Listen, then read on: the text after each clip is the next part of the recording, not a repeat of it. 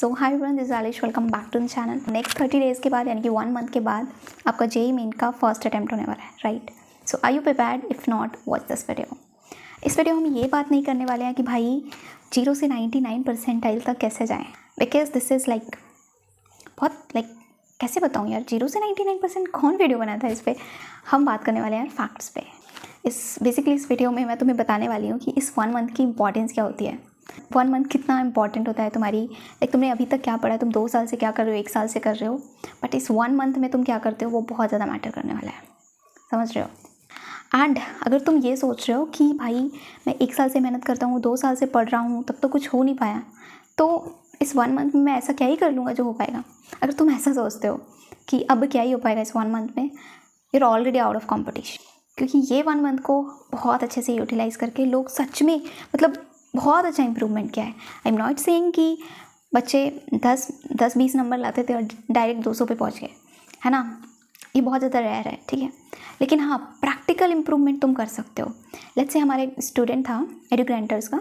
सो एडुग्रेंटर्स basically एक platform है, started by one of my IITian friends. तो इसमें क्या किया था, हम लोगों ने एक टीम फॉर्म की थी, जो भी IITians एंड IITians थे, एंड हमने टेस्ट सीरीज़ वगैरह लॉन्च की थी। एंड स्टूडेंट्स को टेस्ट सीरीज़ के बेसिस पे को डेली टारगेट देते थे, एंड उनको पूरा हमने गाइड किया था जेईई मेंस तक। तो वो हमारा प्रोग्राम था एक एडुग्रेंटर, अभी भी वर्क कर रहा है ना। If you want to join, you can join, link is given in the description box.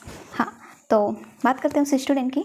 जब वो आया था, आई थिंक दिसंबर समथिंग में ही आया था, उसका स्कोर आया था 23 से 25। 1 मंथ के अंदर आई थिंक स्कोर आने लगा था। जब उसका फर्स्ट अटैम्प्ट आने वाला था, उसका स्कोर होने लगा था अराउंड 115, 115 to 150, 100 क्रॉस कर चुका था स्टूडेंट। उसने ऐसा क्या किया कि 1 मंथ में ऐसा हो गया। एक और स्टूडेंट था जिसका फर्स्ट अटैम्प्ट में 82 परसेंटाइल आया था, एंड मैं तुम्हें उसका रिजल्ट दिखाऊंगी, स्क्रीन पे दिखा दूंगी मैं उसका रिजल्ट। देन सेकेंड अटैम्प्ट हुआ तो उसका 97.5 समथिंग आया, 97 प्लस आया। Now is in NIT Bhopal. तो भाई ये स्टूडेंट्स ना कैसे इंप्रूव कर पा रहे थे। इसका मतलब ये नहीं था भाई इन्होंने 0 से स्टार्ट किया था, पढ़ाई ये बहुत पहले से कर रहे थे।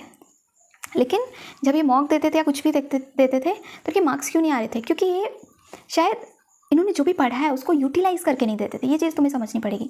इसको बताने का बस यही मतलब है, भाई तुमने अभी तक कितना पढ़ा है, कितने ही लेक्चर्स देखे हैं, नोट्स बनाए हैं, क्वेश्चन सॉल्व करे हैं, मैटर नहीं करता जब तक तुम उस चीज़ को एग्जाम में एग्जीक्यूट नहीं करते हो। जब तुम्हारा एग्जाम टाइम आता है, अगर तुम उसको अच्छे से रिवाइज़ करके नहीं जा रहे हो, तब तक उसका कोई फ़ायदा नहीं। तब उसको तुम अच्छे से रिवाइज़ करके नहीं जा रहे हो, तो आई थिंक तुमने किया या ना किया वो सब बराबर है। जो भी करते हो, जब एटलीस्ट एग्जाम आ रहा है तो अच्छे से रिवाइज़ करके जाओ। वही चीज़ मैं यहाँ बोल रही हूँ यार। तुमने ऐसा नहीं है 2 साल में या 1 साल में जब से भी तुमने प्रिपरेशन स्टार्ट किया कुछ पढ़ा ही नहीं है, तो तुम्हें ऐसा क्यों फील हो रहा है कि तुमने कुछ पढ़ा ही नहीं है, मेरा कुछ नहीं हो सकता है। तुम्हें नहीं पता है, मुझे पता है, तुमने बहुत पढ़ा है, बहुत सारे लेक्चर्स देखे हैं, तुम्हारे पास बहुत सारे नोट्स हैं। This is the time, execute it. एकदम करेक्ट टाइम है, अभी एग्जीक्यूट करो। एंड मैं पूरी गारंटी के साथ बोल रही हूँ, अगर तुमने अभी उसको एग्जीक्यूट करना शुरू किया, तुम बहुत अच्छा इंप्रूव करोगे। तुम्हारे अंदर से भले ही ना आ रहा हो कि नहीं यार मेरा तो नहीं हो पाएगा, कुछ नहीं मैं नहीं कर पाऊंगा, भले ही ऐसी वाली फीलिंग आ रही हो, आज ही एक मॉक टेस्ट दो। प्लीज़ लिसन, मान लो ये बात, मॉक टेस्ट दो, फुल सिलेबस मॉक टेस्ट दो, कोई भी एक मॉक टेस्ट उठाओ, दो, कितना स्कोर आया। उसके बाद जो आपने ऑलरेडी पढ़ रखा है, अभी कुछ नया मत पढ़ो, जो आपने ऑलरेडी पढ़ रखा है उसको अच्छे से पढ़ो, उसके क्वेश्चंस करो। क्वेश्चंस नहीं होते यार, सॉल्व एग्जाम्पल्स देखो किस अप्रोच से क्वेश्चन को सॉल्व किया जा रहा है। उसके बाद क्वेश्चंस को सॉल्व करो अच्छे से पढ़ के, फिर 7 या 8 दिन के बाद एग्जाम देना, तुम इंप्रूवमेंट देखोगे। गारंटी के साथ बता रही हूँ, गारंटेड बता रही हूँ, ये चीज़ होने वाली, you will see the improvement.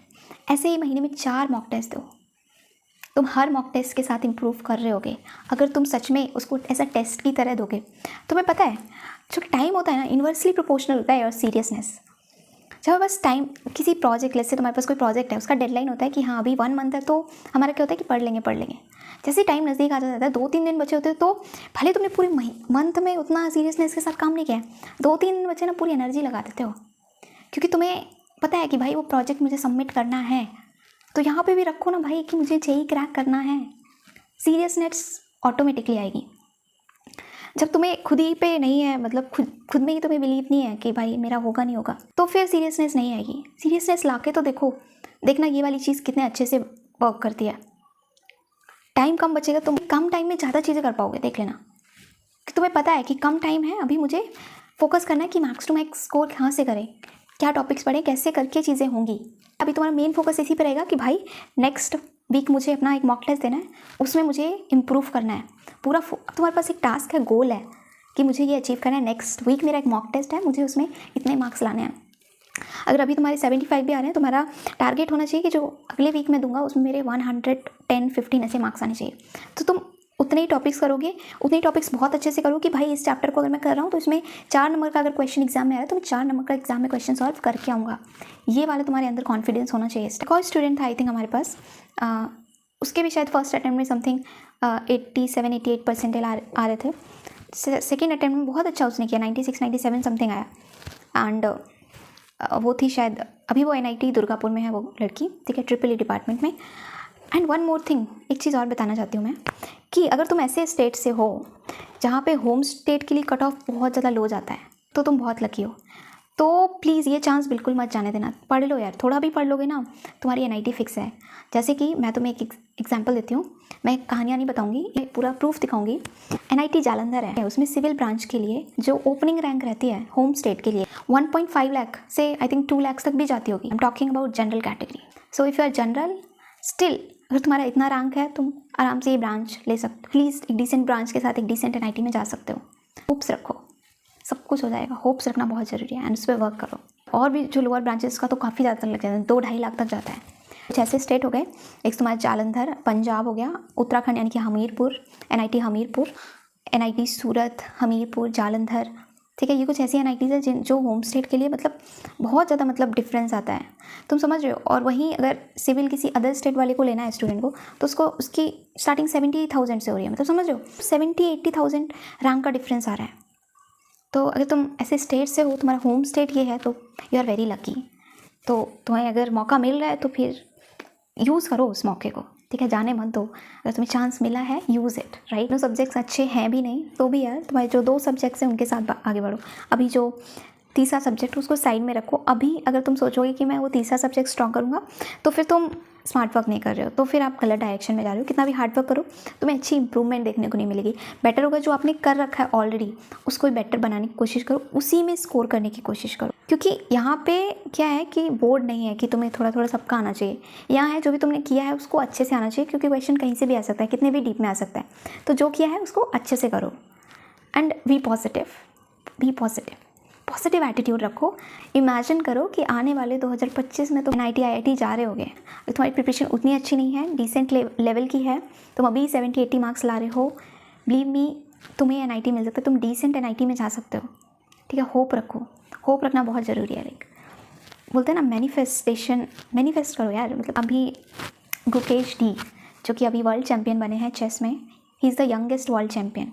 जब वो शायद 11 या 12 ईयर्स के थे तो उन्होंने एक इंटरव्यू में बोला था कि जब उनसे पूछा गया था कि आप क्या बनना चाहते हो, उनको बोला था कि मैं यंगेस्ट वर्ल्ड चैम्पियन बनना चाहता हूँ, ठीक है। एंड 18 ईयर्स की एज में 2024 में वो यंगेस्ट वर्ल्ड चैम्पियन बने। I want to become the youngest world chess champion. I want to become the world champion. Our new world chess champion, Gugas Amaraju.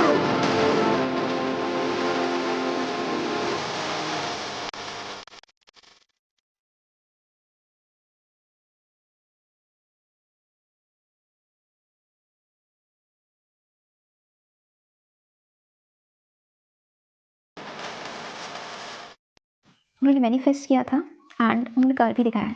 तो डेफिनेटली वो ऐसे सोते सोते तो नहीं होगी चीज़ें। अगर आप मैनिफेस्ट करते हो तो उस पर हार्ड वर्क भी करो एंड बी पॉजिटिव। जब तुम किसी चीज़ के बारे में सोचते हो कि इमेजिन करते हो कि हाँ मैं ऐसा करूँगा, तो अगर तुम उस पर वर्क करते हो सच में वो चीज़ें ट्रू हो जाती है। उन्होंने अपने एक इंटरव्यू में बोला था कि उनके पास अभी तो कोई सोशल मीडिया वगैरह नहीं है, कोई डिस्ट्रैक्शन नहीं है। I don't have any social media on my phone. I mean, I do have some handles, but it's managed by my team. I mean, I check like very rarely if it's something important, then my team lets me know. But I do not really have any Insta or Twitter or anything like that. And sometimes I'm on YouTube, but it's mostly for like listening songs or something like that. Whenever I feel like I'm getting distracted, I just take the steps to block out those things and focus on chess. तो समझ रहे हो, तो आप किसी भी field में हो आपको सेक्रीफाइस करना पड़ेगा। अगर आपने किसी चीज़ का ड्रीम देखा है you have to work for that's it. तो प्लीज़ होप रखो कि तुम 2025 में अपने ड्रीम कॉलेज जा रहे होगे, comment your dream college in the comment section. And one more thing, अगर तुम किसी टेस्ट सीरीज़ वगैरह में इनरोल नहीं हो तो तुम हमारे एडुकेंटर्स का पार्ट बन सकते हो।